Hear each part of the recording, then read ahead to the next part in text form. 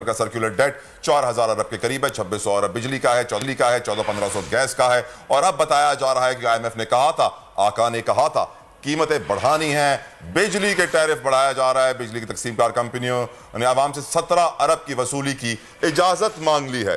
यकीनन distribution companies कह रहे हैं कि 1700 अरब का इजाफी बोझ हम डालेंगे बिजली पर। फी यूनिट सरचार्ज 3 रुपए से 18 रुपए किया जाए। अंदाजा कीजिए कि यह कोई 500% के करीब का इजाफा किया जा रहा है बिजली के सरचार्ज के ऊपर।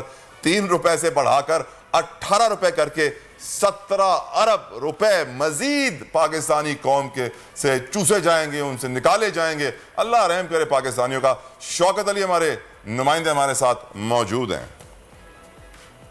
बिजली के जो रेट हैं वो बढ़ते ही जा रहे हैं और अब वफाकी हुकूमत ने यह फैसला किया कि जो सरचार्ज है वो तीन रुपए से बढ़ाकर इसको 23 रुपए तक कर दिया जाए। और 18 रुपए पहले मरने में सोचा था, फिर अब 23 रुपए तक आ गए हैं। और बिजली का यूनिट है वो भी मजीद महंगे से महंगा हो रहा है। हर 3 माह के बाद शहरियों को बिजली का एक झटका लगेगा।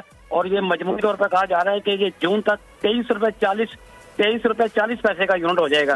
तो इससे आप अंदाजा लगाएं कि 17 अरब एक तरफ है तो सरचार्ज आवाम से वसूल किया जाएगा।